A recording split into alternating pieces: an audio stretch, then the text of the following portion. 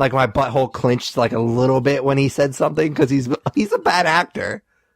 Are you sure your butthole didn't clench a little bit because you were having a reaction to how sexy he is?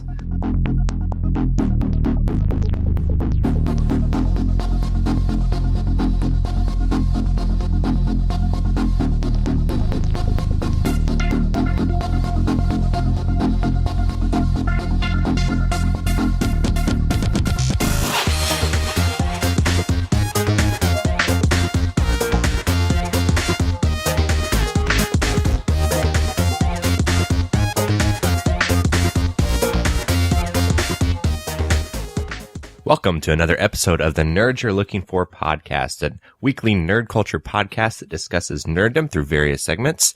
You can find us at thenerdspodcast.com, on social media at the Nerds Podcast. You can email us, we're the Nerds You're Looking For at gmail.com. And then you can also find us on YouTube, the Nerds You're Looking For on YouTube as well. We have a gaming channel that my co-host Pat does a lot with. Additionally, we both have Letterboxd accounts where you can follow our movie watching habits and see some of our review scores for various movies that we may or may not talk about on the podcast. I'm at that Tyler Hunt and Pat is at the Nerds Podcast. With all of that being said, as always, I'm here with my co-host, Patty Coon, Pat Attack. How's it going, man? It's going well, man. I see that you stepped up your intro game. Were you embarrassed last week? Yeah, you embarrassed me. I actually planned to write it down and I fucking messed up and I didn't write it down again. So I did stumble here and there, but I feel like I got all the pertinent information and that I didn't sound like I wanted to kill myself. So I'd say a job well done. Yeah, that's the most important thing, that while you do this thing that we don't get paid for, we just do for fun, that you don't want to kill yourself. I feel like that's the bare minimum. So that episode was some guy's first episode of our podcast, and he turned it off 10 seconds in because he's like, wow, this guy wants to kill himself, and that's a downer, so I'm done. Well, I feel like we probably also got people that are like, oh, sweet, this guy wants to kill himself. I want to hear somebody kill themselves on a podcast. No, yeah. I feel like you should just not say our email. Like, our email is not that important if it really trips you up that much. Because I could tell, like, you were about to say the email, and you were like, ugh. Just don't say it. Yeah. Nobody emails us anyways unless we ask them to for a segment. So I could probably get away without. I wonder if I could change it. Because, I mean, you do bring up a good point, and I've stumbled on it before, too. It's like everything is the Nerds Podcast except for our email address. Yeah, we didn't think that one through. But I also didn't think that we'd get the monopoly on the Nerds Podcast either. Like, that seems like something that would be taken. So. Oh, yeah, for sure. Cool, man. How's your week been? I know that you're probably itching to talk about your 24-hour stream that happened the other night. Well, it ended up being like a 14-hour stream because I got super, super tired. But I don't know if I've talked about this before, but I'm a bit of an insomniac. So, yeah, I didn't sleep well the night before. So that's kind of my excuse, was I got to the point where I was just like beyond tired. And I don't know if you get this, and maybe it was just because I was like ridiculously caffeinated, but it got to the point right before I cut off the stream where like my forehead and like the front part of the top of my head started going numb. I like literally could feel my brain shutting down as I was getting closer and closer. So I was like, I'm not going to make it. Like, and I'll talk about this a little bit later in our review, but I got to the point where I was just kind of like rushing through the game because I was like, man, I just want to get through this so I can go to sleep. And then I just got to the point where I was like, why am I doing this? Like, this feels like work. And so I was just like, nah, I'm going to pull the plug and call it quits and play this some more, tomorrow night, which I did. I didn't play as much as I thought I would, but, yeah, that was kind of crazy. I'm glad that I did it. I'm glad that I tried it. And I think under different circumstances, because it was kind of a crazy day that day, before I started streaming, I think under different circumstances, with a game like this that I'm obviously really, really into, I could do it again. Like, I wouldn't do it with, like Red Dead Redemption, even though that would be kind of a cool game to do it for, just because I just did one with Spider-Man, because that game it isn't too much longer before that game comes out. But I would definitely, maybe sometime next year when there's a big game that comes out that I'm really into, I would definitely be interested in doing it again, because it was a lot of fun. It was kind of funny because I would have like people come on at like the first part of it, and then they'd be like getting up for work the next day, and I'd still be playing, and they would kind of stop in, and that was a lot of fun, and I really enjoyed it. So yeah, I'd definitely be interested in doing it again, even though I only made it like 14 hours, something like that, into it. Yeah, it's a bummer because I think Red Dead would be a really good game to do that with because it promises to be a huge game. Yeah, for sure. So there'd be a lot of content, and 24 hours would probably be a drop in the bucket. But yeah, I can see you probably not wanting to put yourself through that so quickly in the next couple months. Yeah, we kind of talked about this a little bit off recording before, well, obviously we started recording, but like my sleep schedule this entire weekend has been completely just shot. Like, so I cut the stream off and I ended up going to bed shortly after. Like, I struggle sleeping after I play video games for like a long time because, like I said, I'm kind of an insomniac. And I thought to myself, I was like, even though I'm like beyond tired, I'm not going to be able to fall asleep. But I laid in bed at like 6 o'clock and I immediately fell asleep because I was just that tired. And I ended up waking up at like noon and then stayed up for a few hours, played a little bit of more Spider-Man. And then I ended up falling asleep at like 6. And it was crazy. I just ended up just sleeping for a few hours every couple of hours. It's really weird. I've been up since 7 o'clock this morning. Like, it's just been a weird weekend because it thrown my entire sleep schedule all off. Yeah. I mean, I used to be able to do that kind of stuff and bounce right back. And, you know, I didn't stay up near as late as you did, but, you know, playing Spider-Man, Friday night, I stayed up till like 4 a.m. and I can't tell you the last time I stayed up till 4 a.m. and it threw my whole day yesterday off as well. So I can definitely relate. I think it's just because we're old now. Oh yeah, for sure. Like, it's kind of crazy. Like, I had a couple of people at work ask me why I asked off. And I was just like, oh, I just got some stuff to do. Like, I didn't want to tell them that I'm 31 years old and I asked off 2 days at the end of the week just so I could play a video game. Yeah, I used to do that all the time, man. And I can't tell you the last time I took off to play video. I didn't even take off to play this video game. So maybe Red Dead. I don't remember when that comes out, but we'll see. Yeah, it comes out at the end of October, by the way. But yeah, I totally understand. Like, it's a lot of fun. I'm glad that I did it, but it's definitely thrown my life around a little bit. And, it was interesting. I would definitely be interested in doing it again. Like I said, for a different game, maybe next year, because I have to have a little time to get my mind right again. For sure, man. All right. So if this is your first episode, we check out, we kind of break up the episode into different segments. And the first segment, we just kind of like to check in with each other. We call it what we're into. So what are you into this week? So my wife and I went and saw a new release this weekend. We went and saw The Nun that came out Friday, and you know, a little bit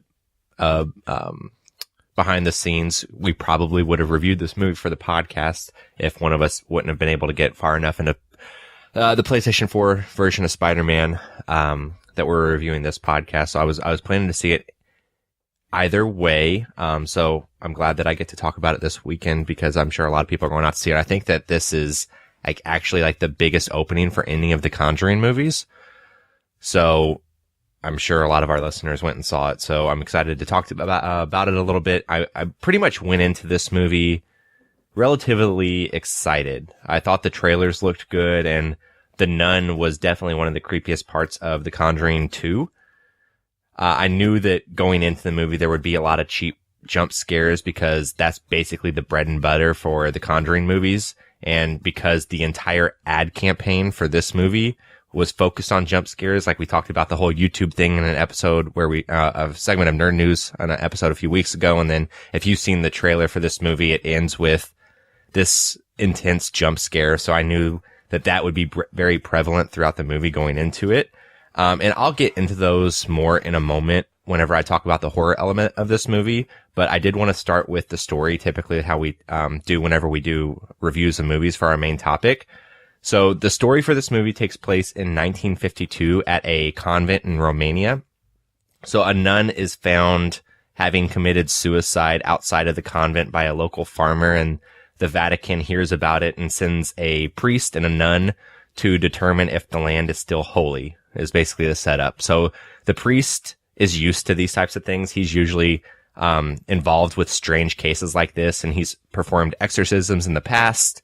So he's an obvious choice for the Vatican to send. But the nun, they're not really sure why they're sending her. She's not even taken her vows yet, so she's referred to as sister throughout the movie, but I guess she's not technically a nun, and she's never been to Romania. So the two of them decide to trust the Vatican's decision, and they go to the convent where shit quickly hits the fan.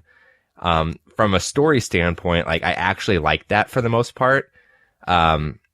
A lot of horror movies, even a couple of the Conjuring movies, I feel like they drag out the story a little too long, and it takes too long to get to the meat of the story.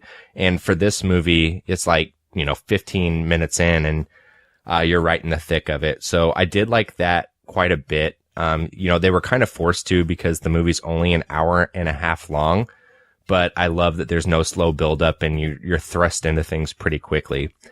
This movie, like most movies that are dealing with demonic forces, is very, very much based on Catholic faith.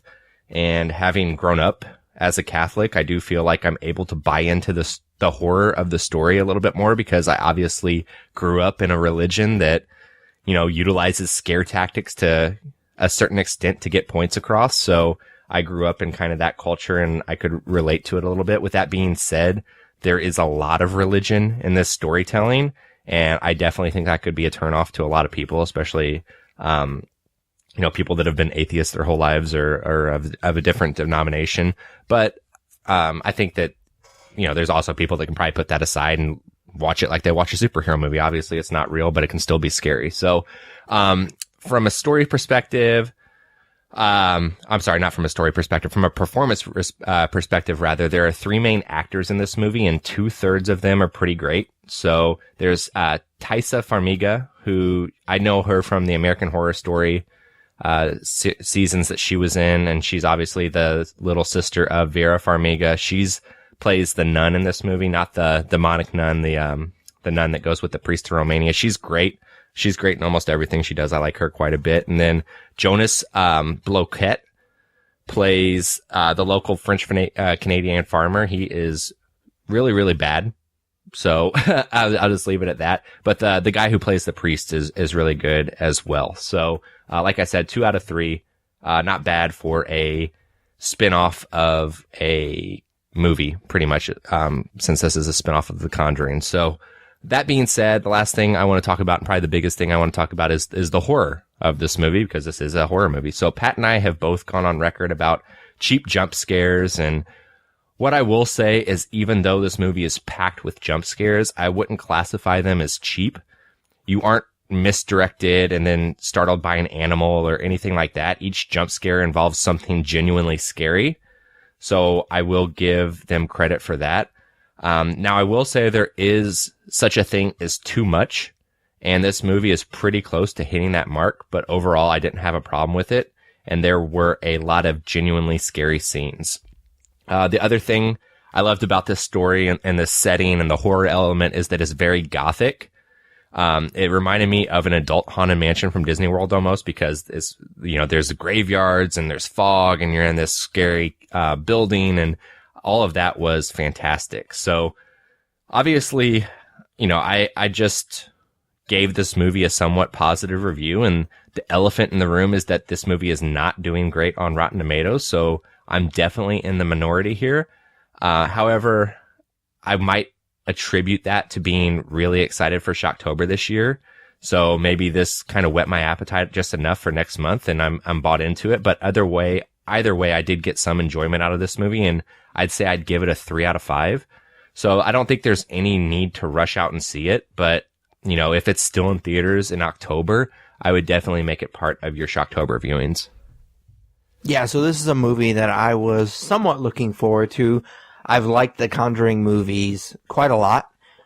I didn't like Annabelle, so there's that. I didn't like either one of the Annabelles, even though I think that the second one is a slight improvement, but it's not a very good movie either. But I definitely really enjoyed the Conjuring universe. I like having that horror universe, even though, like I said, Annabelle's not that great.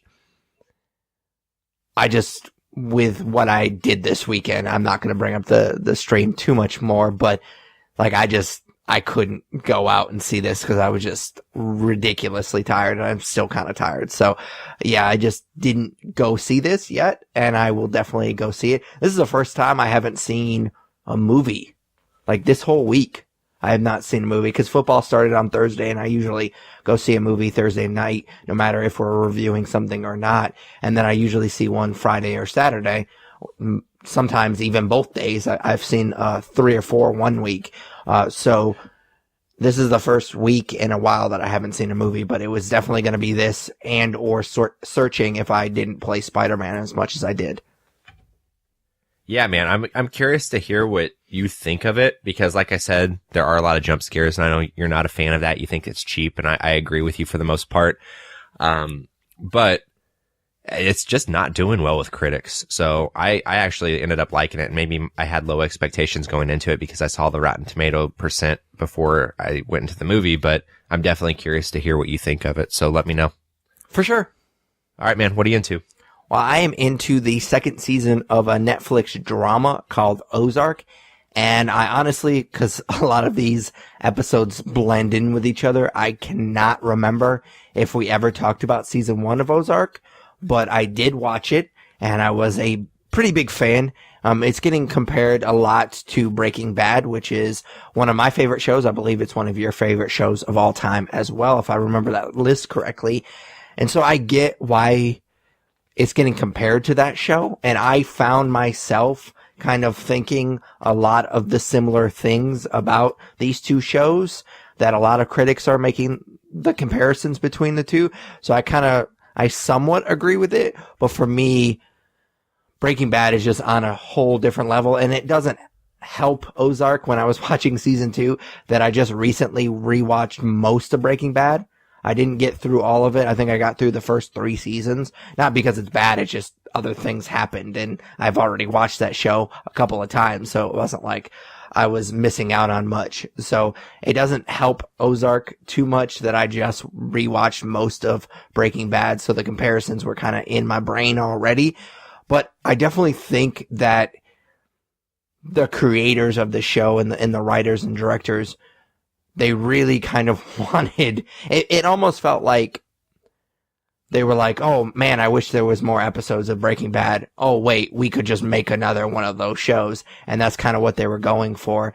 And it's not quite there for me yet, but I do really like what they're doing. I do like the family drama in this show. Like in Breaking Bad, even though some of the family does get involved towards the later seasons, everybody's involved. All the Bird family is involved in this particular show, and it definitely brings a new dynamic to this show that you don't see in a lot of these other shows. I will say that some of the storylines with the kids in this season aren't that great. Like especially the girl, the teenage girl is just, I mean, she's just doing the teenage rebellion thing that just doesn't really do it for me. So not all the storylines hit for me. I guess I probably should have done this at the beginning of my discussion, but for those that aren't aware, this show stars Jason Bateman as Marty Bird, who is laundering money for the Mexican cartel. And it turns out in the first episode of the first season, you find out that his partner, who was helping him do this, was actually skimming from them, and they murder his partner. And in order for Marty not to get murdered and for his family not to get murdered, he convinces the cartel that he could actually launder more of their money if they moved to the Ozark Lakes, which is why the show is called Ozark. And so the second season really focuses on him and his family trying to build the casino for the cartel so they can launder even more money.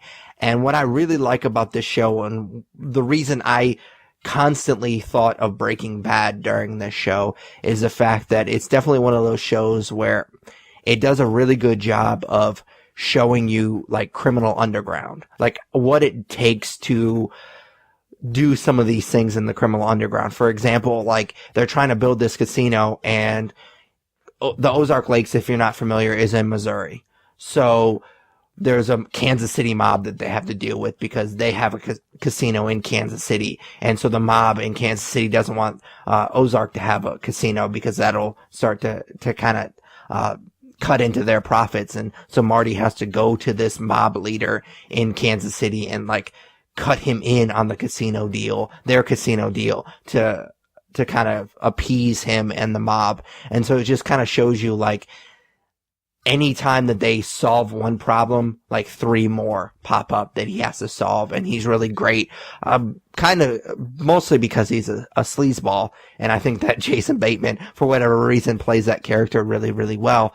But I'm really fascinated with those types of shows, and that Breaking Bad was definitely about that. It's like one time when you think that Walter White is finally kind of found his groove with something. Because it's the drama, because it's a TV show, something else pops its head up and he has a new problem to solve. And that's kind of what Ozark does. And those types of shows definitely interest me as long as they don't go on for too long. Like, I think that show, not Breaking Bad, but I think other shows like it, and maybe even Ozark eventually will get to the point where it kind of gets unrealistic. But right now I'm really enjoying that. And a lot of that has to do with because I think Jason Bateman is a really underrated actor. I think he plays Marty Byrde, really, really well. Yeah, I really want to get caught up on Ozark. I watched like the first half of the first season, and for whatever reason fell away from it and didn't finish it. And it's not that I didn't like the show. I actually liked the show quite a bit. And I think that part of it had to do with some episodes are a bit of a slow burn, and I just kind of lost a little interest, but I liked what I saw. So I do think that I'll get caught up on this, but I am a season and a half behind at this point. So we reviewed Jessica Jones season 2 when that came out. And I don't remember where you fell on this, but I hated her mom in that season. Her mom is, oh my God, she's such an awful character. And the lady that played her was really, really bad. And I want to bring that up because her name is Janet McTeer, and she plays a character in Ozark season 2, and she's really, really fucking good. And so I just wanted to mention that maybe it's just the character and not necessarily her acting ability, because she plays the cartel's lawyer, and she's used very sparingly, but the scenes that she's in are really good. And I just wanted to point that out because I'm pretty sure we tore into her on our review. Yeah, we did. I disliked her quite a bit in that show for story purposes and performance purposes. So it's good to know it was the material, not the actress. For sure. So our next segment is just plainly called Comics Town. I read a ton of comics each week, and we like to spotlight one or two. So what'd you read this week? So I read a new comic from writer Colin Bunn and artist Matteo Lally called Asgardians of the Galaxy. So obviously a play on the Guardians of the Galaxy with Asgardians characters. I'm like stuttering all over my words with this because it's so similar. So I picked up this book not realizing that it's a spin-off of the Infinity Wars event that's going on right now. And while I'm not reading that event, I will say that I wasn't confused or lost while I was reading this book. I just wanted to kind of throw that caveat out there. This book follows a new galactic supergroup, and as you can probably tell by the title, the group is comprised of characters from the Asgardian universe, so like Thor's world, I guess you'd say. There's the character Annabelle, who's the only one that's not technically Asgardian, but I'll get to why she's included here in a second. So she is an archaeologist from Earth, and she currently shares a body with Valkyrie, who is obviously from Asgard. And they explain at the end of the comic why they share a body. I guess it's something out of Infinity Wars, but I could care less. But so basically those two are part of the team. And then there's Scourge, who Karl Urban played in Thor Ragnarok. There's a character called Thunderstrike. There's a character called Throg, which is, I can't even say this with a straight face. It's a Thor version of a frog. It's a frog that has Thor's powers, which, yeah, makes a lot of sense. And then there's Angela. She's the long lost sister of Thor and Loki. And then you also have the Destroyer armor, which was in the first Thor movie. And then we find out who's operating that armor towards the end of this issue, but I won't spoil it. So This group has basically come together to protect the galaxy in the absence of the Guardians of the Galaxy. And because they are weird Asgardian characters, of course, you had to use a catchy name for the series. So in this first issue, it's revealed that their first foe is going to be Nebula, who's, I guess, jealous of what Gamora has done in the Infinity Wars storyline. And she has come up with her own doomsday plot. So the Asgardians of the Galaxy are going to try to stop her. And all in all, this comic is, as you can probably tell, pretty silly. But I don't mean that it's pretty silly in a good way. You know, at its core, Guardians of the Galaxy is pretty silly too. Like, you have a talking raccoon. So you say a frog version of Thor, and it's not necessarily like a deal breaker because Guardians of the Galaxy works so well. But this team, it just feels so thrown together with characters that we recognize from recent movies and themes like Ragnarok that are obviously capitalizing on our love for the most recent Thor movies. And it just doesn't feel very genuine. The art is great, but at the end of the day, I didn't really care about any of these characters. And this first issue doesn't make me care either. It seems like they had a clever name for a comic before having the characters that would make up the group. And then they quickly realized that they would have to pull obscure Asgardian characters from somewhere to make up this team. And in doing so, they didn't make some underdog ragtag group of heroes that we want to root for. They instead created this kind of funny, kind of punny play on words. And is this book absolutely terrible? No, I wouldn't say that. But as you can probably tell, I'm definitely not going to recommend it just because I think it was more of a, we have a title, now let's make a story, instead of a, we have a story, let's make a title type situation. Yeah, so you mentioned that this is an Infinity War tie-in, and I actually saw that this comic came out this week, and I was like, oh, this seems like an interesting book. It seems like something that would be right up my alley, and then I saw that it was a tie-in, and I was like, oh, I'm not reading that. So, yeah, I passed on this book, and it sounds like I made the right choice. Yeah, for sure, man. It's not great. So that being said, what'd you read? So it wasn't a great week for comics, it sounds like, for the two of us, because I read another Brian Michael Bendis, and for whatever reason, I struggle with his name, so I had to say it kind of slow. I read another one of his Jinx World books. He's been putting out a lot recently. It feels like we've just been talking about him pretty much exclusively with this segment, and that's not on purpose. It's just, like I said, he's been putting out a lot. And this new book that just came out this past week, and it feels like, I mean, everything with Jinx World is a passion project for him. That's why it's part of this imprint that he has. But this feels like even more of a passion project, and I'll get into why here in a second. But it's called Cover. It is done with Bendis, of course, writing, and then the artist David Mack.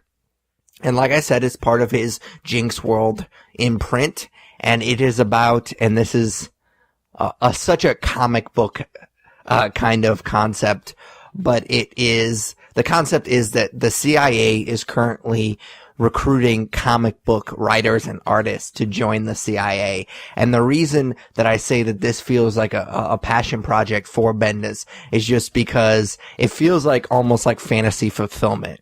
It feels like comic book writers either want to be superheroes or they want to be spies. And in this particular book, the main character gets to be a spy. And I think that's kind of just fantasy fulfillment. And I was really kind of interested in this book just because, again, the concept did sound pretty interesting to me. Unfortunately, and I generally try to stay away from reviews, but I had heard a lot of good things about this book. And then I started reading it and I was just like, what? Like, am I missing something? Like, I kept thinking that as I was reading this book, because not a ton happens. I will say that the main character, and I didn't even bother to remember the guys' names. That's how much I didn't really care too much about this book. But the main character and his buddy, who are comic creators, their rapport and their chemistry is pretty good. Like, it's kind of funny to listen to them chit chat. But other than that, I didn't really like this book that much. It's just nothing really happens. Like, they have this concept where these comic book creators get recruited to the CIA, but you don't really see much of the recruitment, and you don't get any of the CIA stuff in this book. It's just the first issue, and I get that, but it's the slowest of slow burns, and it just wasn't for me. I also thought that it was kind of weird that and I've never seen David Mack. Maybe I have. I just never noticed it, but I don't know if his art style is normally like this, but for a book about a comic book creator, the artwork was kind of simplistic.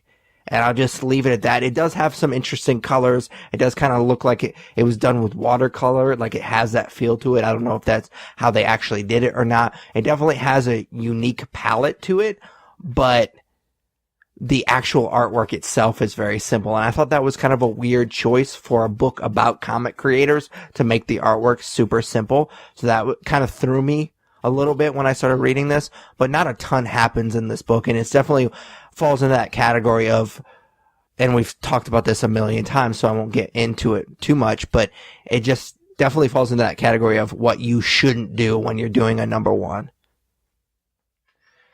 Yeah, it's weird that he's had so many number ones come out in the last month. Like, I know he was going to DC to take on Superman, and I've been reading his Superman stuff, and I really liked it, but I didn't realize they'd be putting out all of this other stuff. Like, I talked about, what was it called, Scarlet last week, and then you talked about Cover, and I believe there was another one in there. So he's just cranking it out, man, and it feels at this point like he's throwing shit up against the wall and seeing what's going to stick. So it's kind of weird. Yeah, I really liked Pearl quite a lot, and so that's kind of what convinced me to check this one out, because I didn't know anything about Pearl, because it's, again, part of his Jinx World in print. So I was definitely interested in this, and then ultimately it was just disappointing. Yeah, for sure, man. That is disappointing. So you ready for nerd news? Yeah, what do you got this week? All right, so a few stories this week. The first one is more so for you, because I could care less, but obviously, Star Wars Land opens next year at both Disneyland and Disney World, and the Universal theme parks are trying to keep up and remain competitive. Obviously, they've kind of had a one-up with the Wizarding World of Harry Potter, and it was announced a couple of years ago, I think at this point, that they were going to be incorporating Nintendo into their theme parks, and there was going to be like a Nintendo Land, and now there's a rumor that instead of it being straight up a Nintendo Land, that they were going to use different properties at different theme parks, and that at Universal Florida, their land is going to be Zelda themed.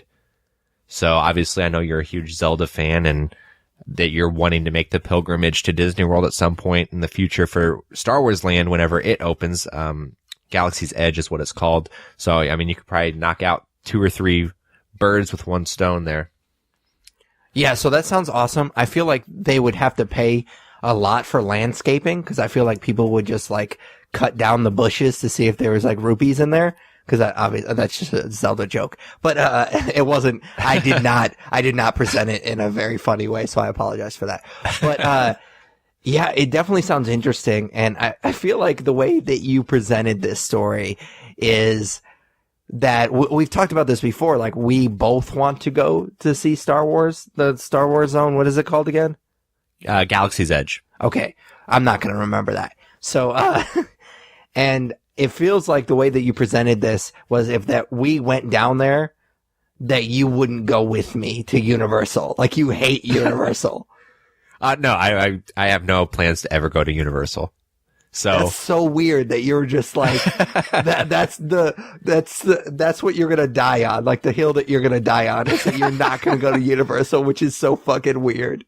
I probably would, but I'm just such a Disney World fanboy that anytime I'm down there, I wouldn't want to sacrifice Disney time to go to Universal. There is stuff I'd be interested in, like the Simpsons area and like the Jurassic Park ride and stuff like that, but I could give 2 shits about the Wizarding World of Harry Potter. And then, you know, if this does come to fruition, like, it's not that I don't care about Zelda, but I've never really played the Zelda game, so it doesn't appeal to me as much.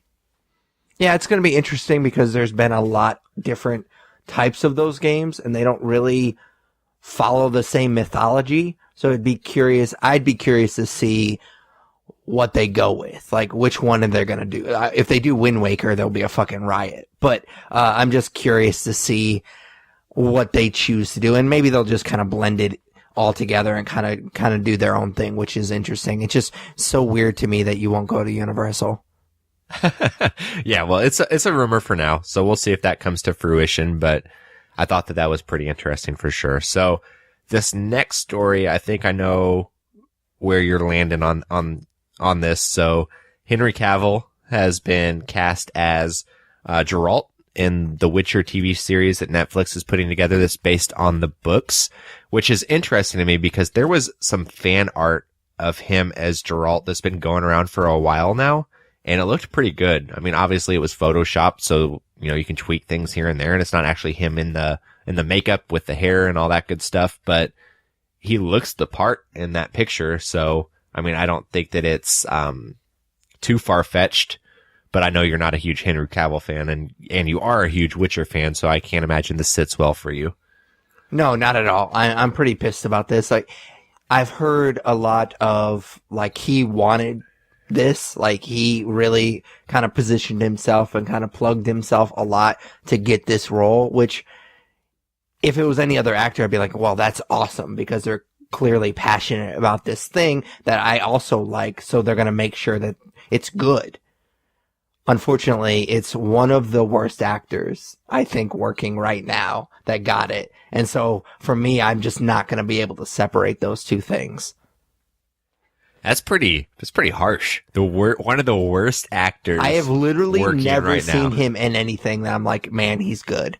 Like, Mission Impossible Fallout, he wasn't horrible, but there was a couple of moments where I'm like, ugh, like my butthole clenched like a little bit when he said something, because he's a bad actor. Are you sure your butthole didn't clench a little bit because you were having a reaction to how sexy he is? My butthole clenched at how big my boner was. No, that was stupid. That was a stupid thing to say. I apologize. Again, I'm going on like 4 hours of sleep. All right. So, did you see the first look at Captain Marvel from Entertainment Weekly? I didn't look at all of it, but I did see the kind of the main stuff that they posted. Yeah, so obviously you see her in the costume, and then you see her in another costume that's like the green and black version of it. And then you see your first look at the Skrulls as well, which is pretty cool. So Ben Mendelsohn plays a Skrull, and they use practical makeup. What did I say something wrong? No, there was a meme thing that went around about that picture about how they were like starting a Christian band because they were coming out. Oh yeah. I can't think of that picture without thinking about some of those, and they're really funny. Those were funny. But yeah, anyways, that's the main look at it. I guess I didn't read the article, and I haven't read anything from Entertainment Weekly, but I guess they've made Carol Danvers part human, part is either Skrull or Kree or something, so she's like half human, half alien, which I thought was a weird choice.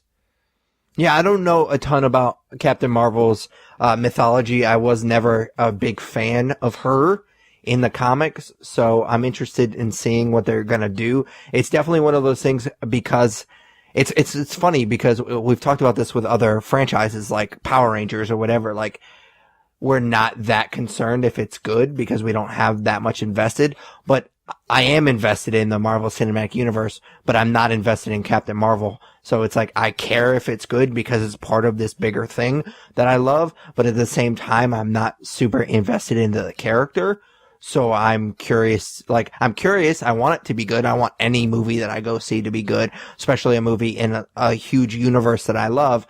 But at the same time, I kind of have mixed feelings because it's like, like if it's not that good, then I'll just, it'll be easily forgettable for me.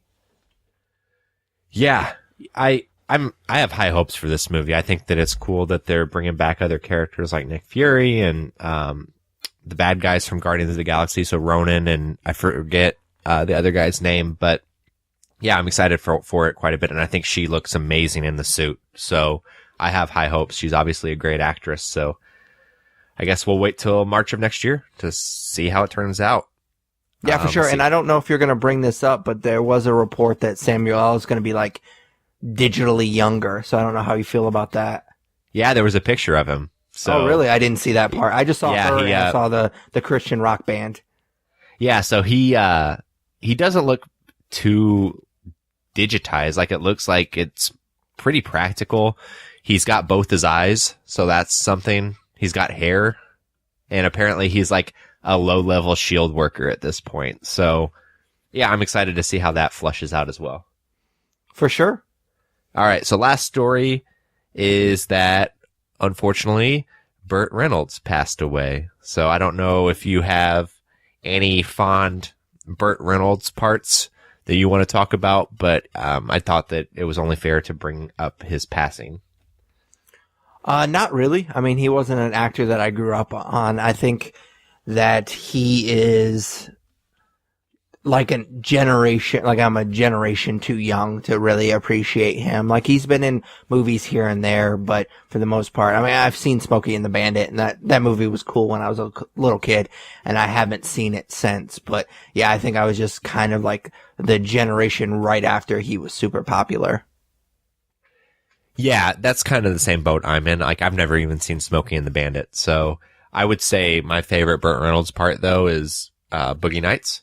Yeah, I love him in Boogie Nights, and I was really excited to see him in Once Upon a Time in Hollywood. He was going to be in that movie, but obviously he hasn't filmed that yet, and he ended up passing, so they'll have to recast it. So that's disappointing, but yeah, R.I.P. Burt Reynolds. That being said, that's all the nerd news I have. All right, so like we've been kind of teasing the entire show, we are going to do, I think it's our second ever official video game review. I think we reviewed a Madden game a couple of years ago, and of course we've talked about a lot of video games, but I don't think we've actually officially reviewed any other than that Madden game.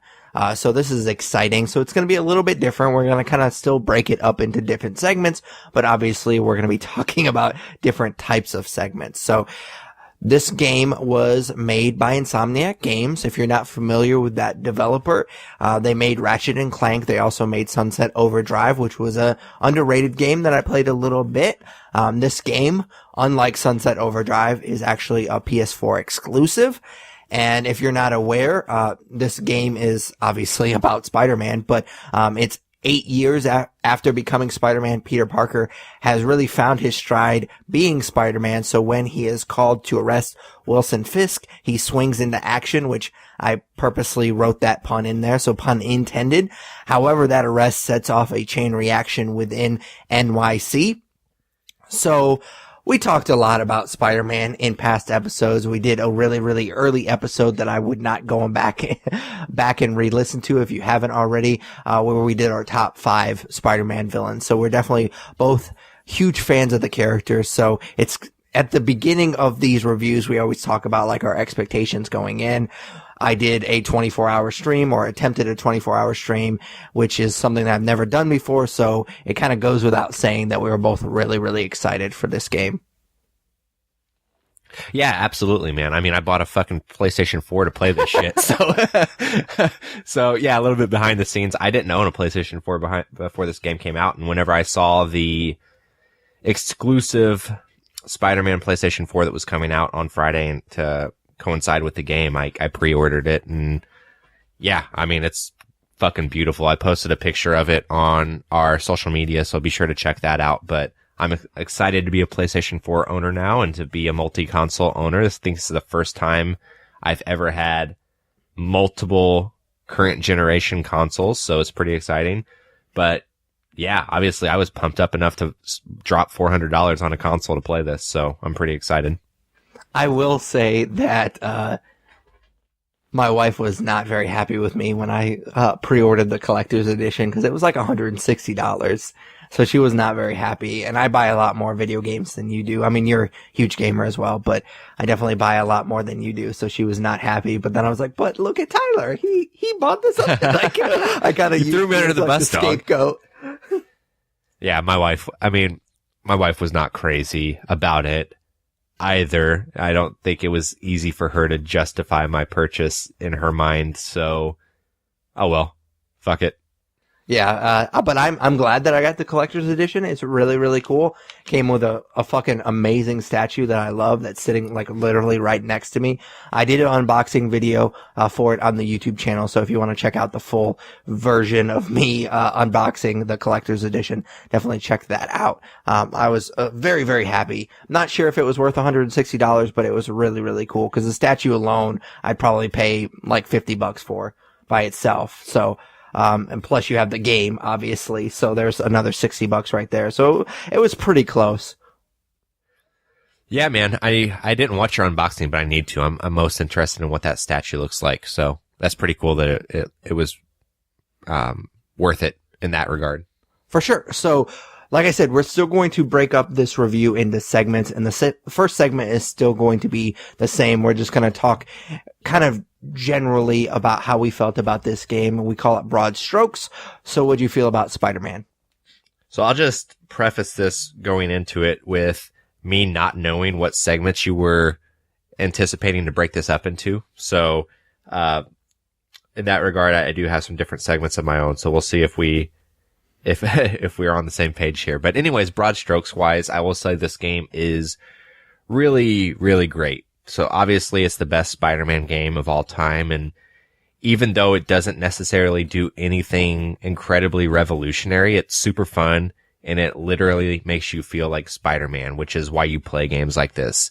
Like I mentioned, leading up to this review, I bought a fucking PlayStation 4 for this game. And as of right now, it's been worth every penny. So I'm definitely enjoying it. Yeah, so I mentioned this a couple of times during the stream, so if you were present during this conversation, I apologize because it's a little rehash, but it felt like the people from Insomniac Games were like obsessed with the Arkham games, and they were like, what if we just do this with Spider-Man? That's how I felt while I was playing this game, and that's not a knock at all. Because I fucking love those games. Maybe not Arkham Origins, but other than that, those games are amazing. And Spider-Man, even though I love Batman, I would say Spider-Man is my favorite of all comic heroes. I mean, for sure. And to give him the Arkham treatment just felt so right. Like, it just fits so perfectly in. I mean, it's a different game, and we're going to get into the story aspect. I think that's definitely where it changes the most, obviously, because it's a different character, but it felt like it was just they cut out Batman and put Spider-Man in it, and it worked so well. Like, you could have told me, if I didn't know Insomniac Games made this game, you could have told me that Rocksteady made this game, and I would have believed you. Yeah, so I do bring that up at one point in the review, and I didn't want to linger on that point too incredibly much, but it is very much giving me deja vu to the Arkham games. Which is, for me, is a good thing, like I said, because I love those games. Yeah, and that's kind of what I was hinting at by saying it wasn't necessarily revolutionary, but it's still a fuck ton of fun. Oh yeah, for sure. So, I was going to start off with story, but it sounds like you have your own segments. So, so far we're on the same page. Cool. Yeah, so far we're on the same page, so I'm ready for story. Okay, so, I guess I'll go ahead and get started. So, what's most important to me when it comes to Spider-Man, and I've had this discussion a lot, so I'll be somewhat brief, is the thing that made me fall in love with Spider-Man is the fact that he felt like a relatable superhero. Like, Batman, as much as I love that character, and he can be down to earth at certain points, and he is a flawed character, he is also a billionaire, which I am not. So it was kind of hard for me to relate to that. And as a kid, it felt like Spider-Man was the first one that I read. And this is done on purpose. Marvel likes to do this. They made him super, super relatable and very vulnerable. And that's what I wanted in this game. And you do get a lot of that. You do get Peter Parker. You get to play as Peter Parker. Not a ton, but you definitely get to play with him a little bit, and his personal problems do become your problems during the game. And that's what I really appreciate about the story, is the fact that you get to be Peter Parker, and that part of Spider-Man's life is important in this game. And that was the number one thing going into this game that I was like, they have to get that right, or it's not going to feel like a Spider-Man game. And I felt like certain points it could have been better, but that's a little bit more with the gameplay part of it that we'll get into. But I felt like from the story aspect, that was my number one thing going into it, and I think they really nailed it. I thought that they did a really good job with incorporating a lot of different villains. Again, we'll get into the gameplay because I do have a few nitpicks here and there with some of how the gameplay kind of laid out. But I thought that it was really cool that they started off with Kingpin, and then he kind of goes away, and that sets off this chain reaction. It is planted pretty hard some of the story aspects, and if this was a movie, we'd probably complain a lot more about it, but the gameplay definitely picks it up where it kind of sags story-wise. It didn't matter to me because it was so much fun to play. So I think with a video game, you kind of have to take those two hand in hand because it definitely did pick up a little bit when the story sagged a little bit for me. Yeah, I definitely agree with pretty much everything you've said. I love that it's just as much about Peter Parker as it is about Spider-Man punching bad guys in the face. And the best part of the story so far for me hasn't been like dealing with the villains or, you know, stopping mob bosses or anything like that. The best part of the story has been watching the relationship between Peter and MJ kind of rekindle. Oh yeah, and for seeing sure. how, yeah, and then just seeing his relationship with his Aunt May as well, and how that's changed and how that's held up over the years.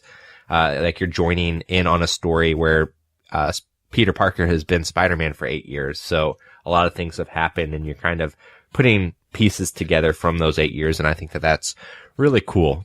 So, I mean, obviously, of course, it's not all Peter Parker, and there is a lot of crime going on as well. And, you know, I haven't finished the story yet. I will say that. So I can't get in too deep around how much I do or do not like it from that standpoint. But I will say that so far, it's been unnecessarily light on villains.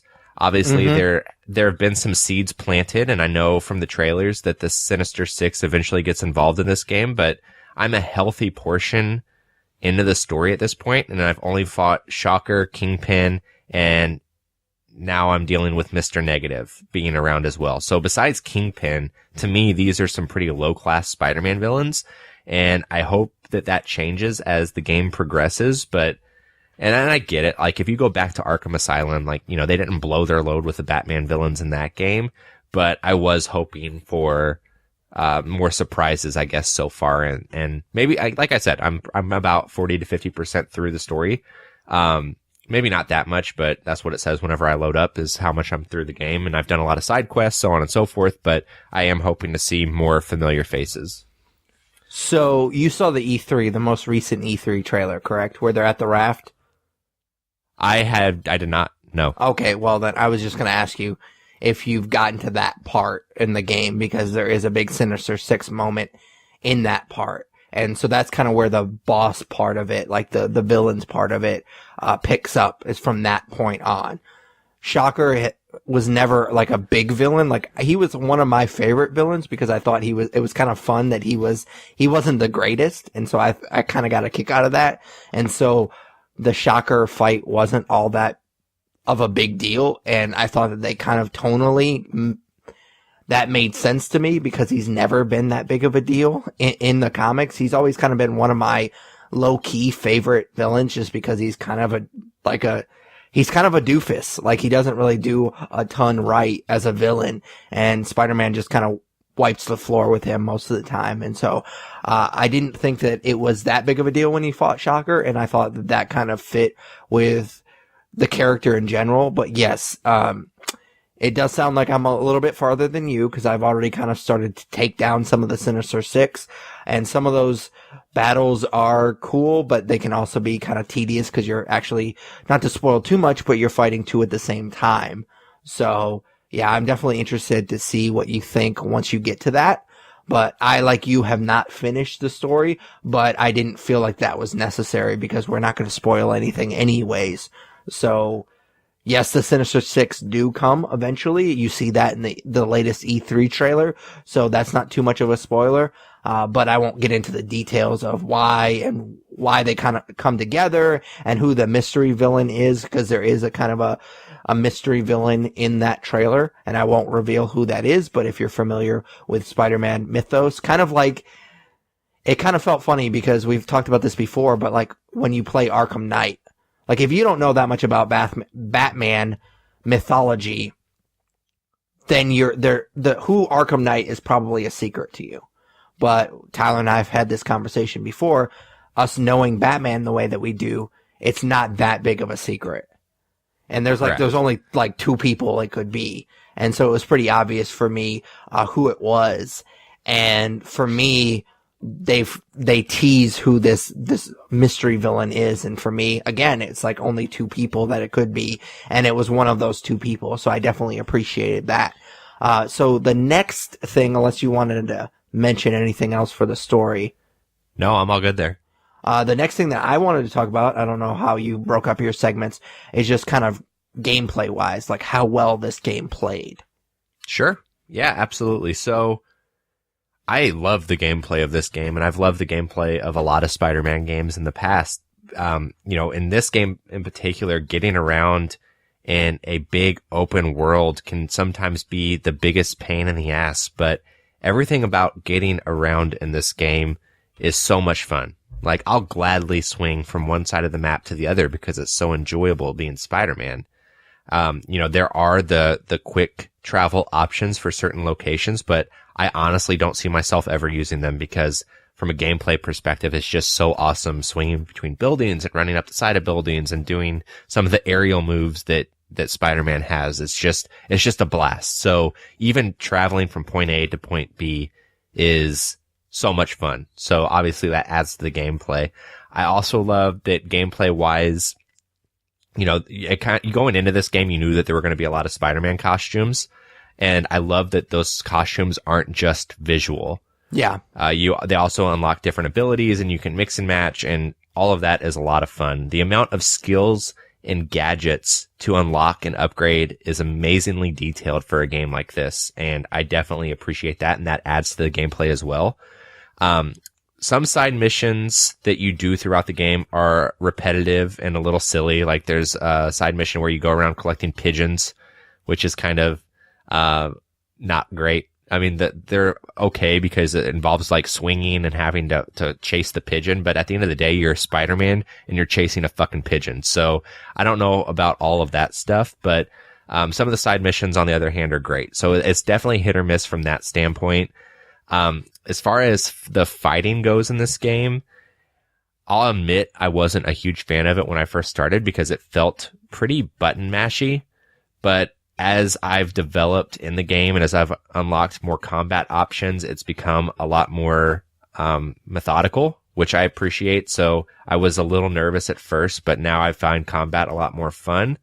And then obviously imitation is the greatest form of flattery. So like you mentioned, Insomniac must love the Rocksteady Arkham franchise because when it comes to combat, like with the combos and, even going around and finding backpacks that are almost kind of like Riddler trophies, or whenever you're fighting a big group of bad guys, the last hit that you hit on a guy kind of slowing down and showing things. There's a lot of stuff that kind of feels familiar from that standpoint. And I know we've already kind of harped on that, but again, that's not a bad thing because those games are awesome. So, all in all, like I don't have anything negative so far to say about the gameplay. Like it's just kept evolving as I've unlocked more stuff and it's becoming more and more fun.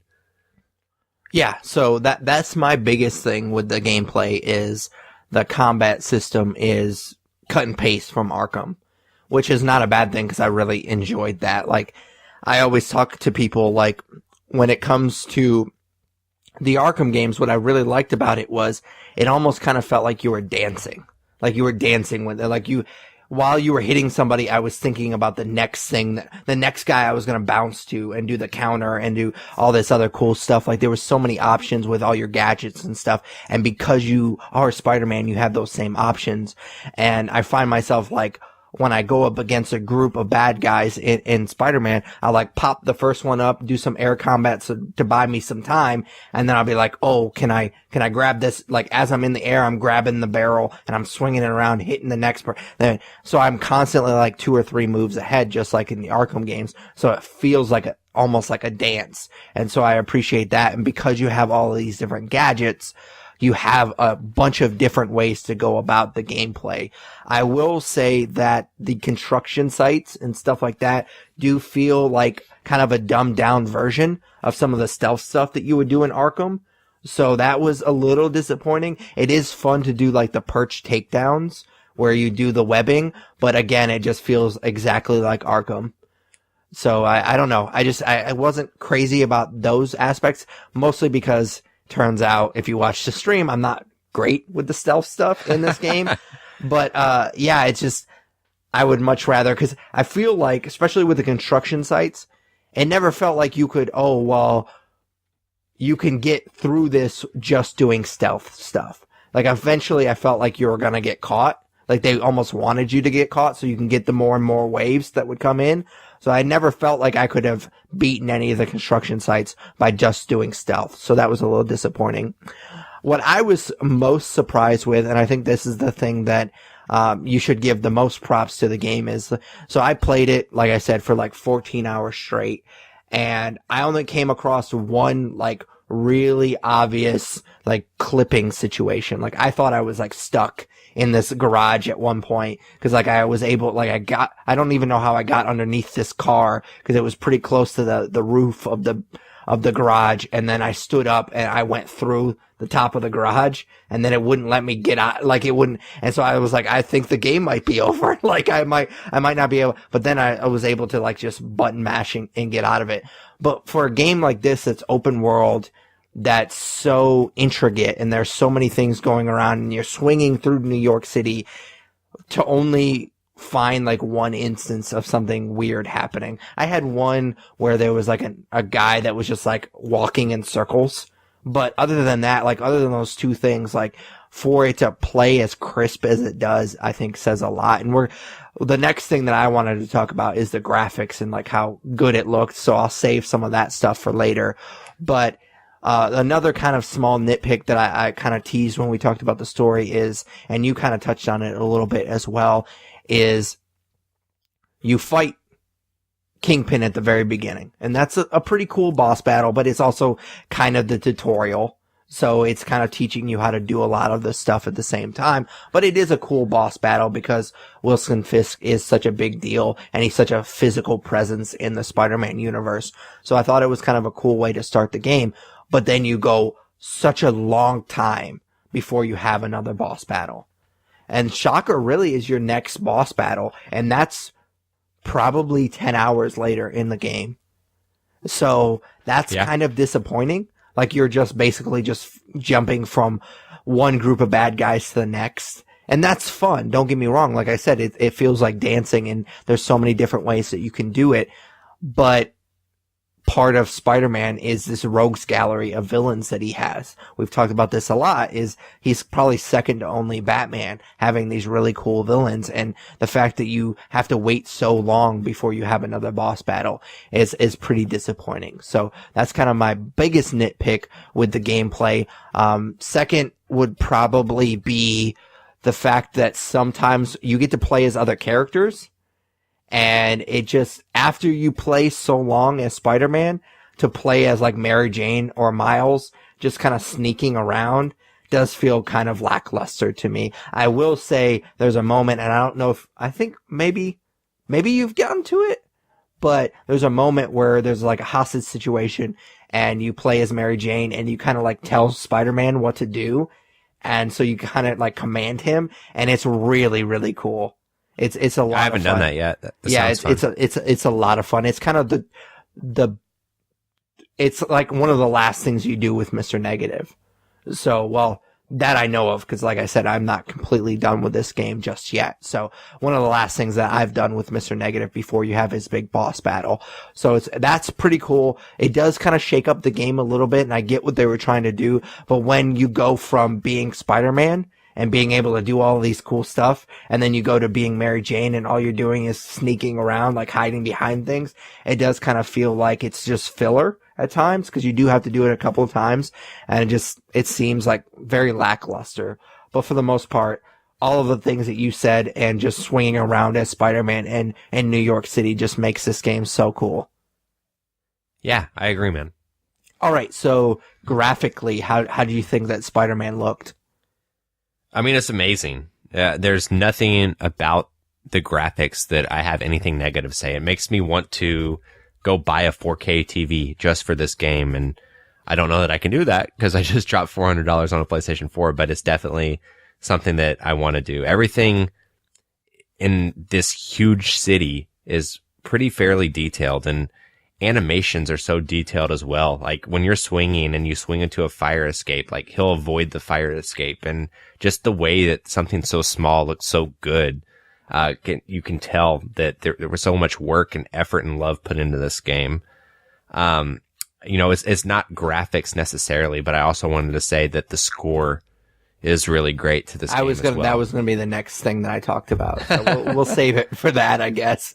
Oh, I don't have anything else to say except that it was really great. So yeah, I have nothing to say from like a graphics or a sound perspective. Yeah, absolutely. Like it's pretty much perfect. Like I haven't seen anything graphically that has bothered me. Like I don't know if you're aware of this, but it was all the rage to make fun of this game going into it. Like a week or two before this game was released, everybody was freaking out because somebody saw a video of a review of this game and they thought that the puddles looked bad. And so there was like literally people were calling it Puddlegate. Like people were freaking out online about like it was like what we saw in the trailers at E3 was different than what they were seeing. And if you're not aware of this, like a lot of these bigger, like Game Informer and IGN and all these other big, game review publishers, they have to review these things before the game actually releases. So a lot of times they get review copies and they're not completely the same as what we get. And so they were watching a review of a review copy. And so yes, some of it was downgraded a bit, but I have not seen any of that. Like I play it on a regular PlayStation, so I don't have PlayStation Pro, so I don't know how great it looks on that. But I mean, I have the lesser of the two PlayStations and I thought it looked amazing. So I did want to point out one thing that just like a perfect example of how beautiful this game looks is there was a moment when I was streaming that I was just web slinging across New York City, and it was right as the sun was coming up, and like the sun was bouncing off the buildings, and it was just it like literally made me breathless, like how beautiful it looked. I want to take a screenshot of it just because it looked like a real piece of art. It was just so amazing. It kind of gave me chills a little bit. So there's nothing about this game that looks bad. Like I think graphically it's done super, super well. So the next segment that I wanted to talk about that I guess I will just monopolize because you've already kind of blown your load about it is the sound. Like you said, the score is amazing. It feels familiar. I know this has no connection with the MCU, but it kind of felt familiar. I wanted to look it up, but I totally forgot about it to see who did the score. So maybe it's somebody that does the movies. I don't know, but it just felt really familiar, but it's a beautiful score. I think that, the voice acting in the game is really well done. I heard something, recently, I think it was like yesterday. I read something. I just read the headline, so I didn't read the full article as a lot of people do, but apparently they did some, like, the voice recording. They did some, like, when Peter is, like, just kind of hanging out, just walking around, like, he does a voice, and then I guess when he's, like, physically active, they have a different voice recording, so he actually, like, sounds like he's out of breath and stuff. And so I thought that was kind of a cool detail, if that's true. Like I said, I didn't read the article, so, like, they obviously put a lot of detail into this game. I think that the voice acting, they mixed and matched a lot. Like there's a lot of just like voice actors that's what they do for a living. And then there's some actual, not that voice acting isn't actual acting, but, there's some actual like actors like, Delahunt from Shawshank Redemption, not Delahunt. He played Delahunt in Departed. He played a fellow prisoner, and Shawshank is, Mayor Osborn in this game. So they do mix and match. There was a moment in the stream where the officer Jefferson Davis, like, I was like, how do I know that voice? Like, he must be an actor that I know. And then I looked it up and it isn't an actor that I know. And I was like, well, that's weird. Like, how do I know that voice? He sounds so familiar. That's because he plays a character in Call of Duty World War II. And that's how I knew his voice. I was like, he must be in something that I know. And it turns out he was in Call of Duty. So I thought that was kind of funny, but they definitely mix and match. Like they have voice actors that do a really good job, and then you have actual actors that also do like the mocap for it. So I thought that was pretty cool. Yeah, so I did have performances split up into a different category, so I'll just go ahead and agree with what you said. Like, I thought all of the performances were really great, and when you go through the IMDb page for this game, it's cool because I love when video games make the characters kind of look like the people that voice them. Yeah. And this game does that quite a bit. I will say when I started the game, I wasn't super bought into the voice of Spider-Man and Peter Parker. His name's Yuri Lowenthal. I didn't really feel like it sounded like Spider-Man, and obviously a lot of people have done the Spider-Man voice over the years, and I think everybody probably has their Spider-Man, just like everybody has their Batman and so on and so forth. So I didn't like it at first, but after, 10 to 15 hours of gameplay, it's definitely worn on me quite a bit. So I will say, like, that was a concern I had at first, but it's not there anymore. But yeah, so far everybody's been great. So no complaints there. For sure. So that's pretty much, unless there's something I'm missing, that's pretty much all I wanted to talk about. Did you have anything else that you want to mention? No, we were pretty much on the same page with things. Yeah. Well, I do want to say, like, I know neither one of us have gotten through it completely, but replay value, would you give it a ranking, like, between 1 and 10, like, how likely do you think that you would replay this game after you beat the story? It'd probably be a while, but I could see myself, like, in a year wanting to swing around New York some more. So I would say a 7 or an 8. Yeah, I'm kind of there with you. There is a lot to this game, but a lot of it is just, like you said, kind of collecting the Riddler trophies, like the backpacks and stuff like that. And so it definitely does have that feel to, like, if you're a big collector in video games, which I can be at times, depending on the game, and this is definitely one that I'm really into. So I see myself definitely 100%ing this game, but it's going to take a lot of, like, tedious collecting. Yeah, I don't think that I'd put this game back in to 100% it again, but I know that I played the Spider-Man 2 game on PlayStation a lot, and I would go back to that game pretty often just to swing around New York and fight some bad guys. So I could definitely see myself doing that some more with this game. For sure. So that's it for me. Let's go ahead and give it a star rating out of 5 stars. How'd you feel about Marvel's Spider-Man? I'm giving it a 4 out of 5. Okay. Yeah, so I liked it a tad bit more. I'm giving it 4.5. Would you say, and I know you haven't played as many as I have, but would you say that this is your favorite game so far this year? Yeah, I think I would. I mean, I have such high hopes for Red Dead Redemption. I don't know that for sure. I don't know that this will hang on to the top spot, but off the top of my head, yeah, for sure. It's my favorite so far. Yeah, it is for me, and I love Red Dead, but I don't think I have that connection to it as you do. So I highly doubt, like, Red Dead would have to blow me, like, out of the water. That was unfortunate. or just blow you.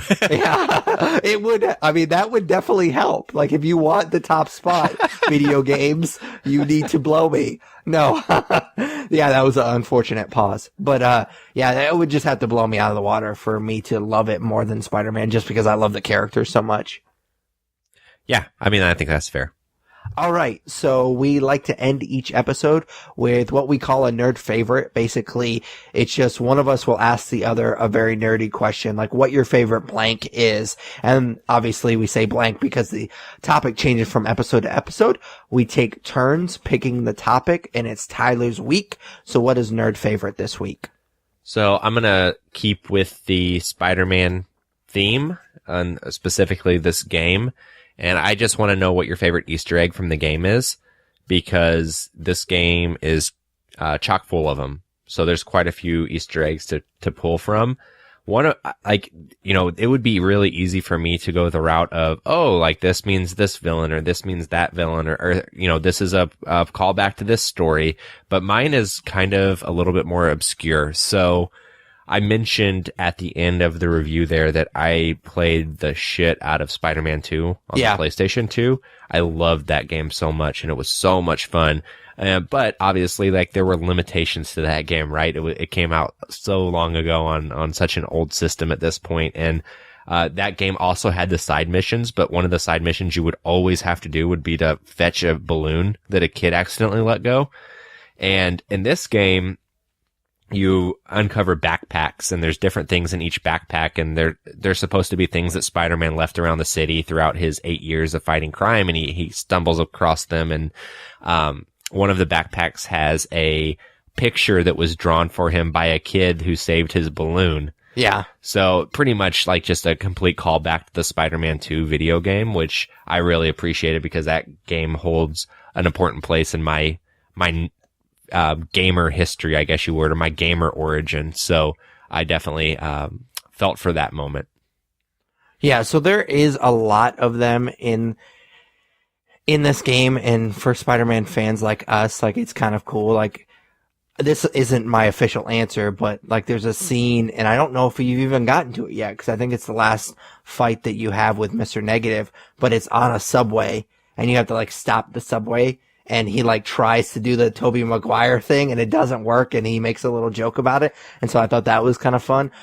And you mentioned the suits, so there's a lot of different Spider-Man suits, so obviously they have a lot of different opportunities to do callbacks. Like, there's the Iron Spider from Infinity War, there's the Noir Spider-Man from the comic books, and what was it, the Shattered Dimensions game or whatever it was called, and there's just different Spider-Man suits, so I thought that was pretty cool. But my answer is a little bit different.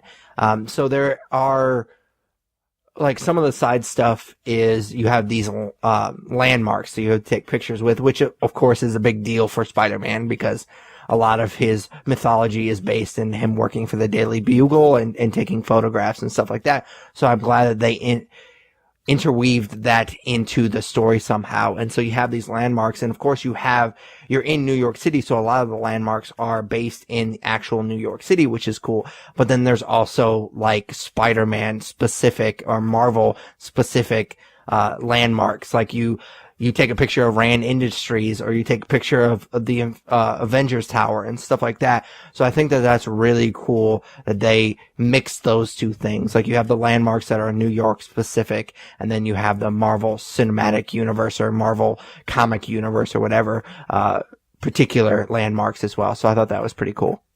Yeah, my favorite, I don't know if you've come across this yet, but I thought it was obscure enough that I wasn't expecting it, was you take a picture of the Sanctum Sanctorum. I don't think I've gotten to that one yet. Yeah, I wasn't expecting to see that in the game, so I thought that was really cool. Yeah, so, I mean, they definitely love Spider-Man. Like, that's pretty obvious by playing this game that they definitely have a love for not just the Arkham games, but also Spider-Man in general. So I thought that was pretty cool. Yeah, man, who doesn't? Yeah, for sure. So, that's it for episode 206 of the Nerd You're Looking For podcast. Of course, we'd love it if you would be so kind as rate and review us on iTunes. That really helps us out. This is a very saturated genre of podcasts, so it definitely helps us out when you review and rate us. You can also find us on Stitcher Radio, basically any good podcatcher you use. We're on it. As Tyler kind of stumbled through in our intro there, you can email us at thenerdsyou'relooking4@gmail.com. I, like him, also have to think about the email address because it's not the Nerds Podcast. But pretty much everything else is, especially our social media, which you can follow us on Twitter and Instagram. They're both, of course, at the Nerds Podcast. Like us on Facebook, follow us on Google+. You can also check out our YouTube channel, which is kind of the gaming. Other than this episode, we don't really talk about our gaming addiction as much on the podcast. It's mostly TV and movies. So if you are a big gamer and you want to check out our gaming content, definitely check out the YouTube channel, The Nerd You're Looking For. And finally, you can vote for us for Podcast of the Month at podcastland.com. For Patrick Kuhn, Tyler Hunt, we are The Nerd You're Looking For. Take it easy, nerds. Later, guys.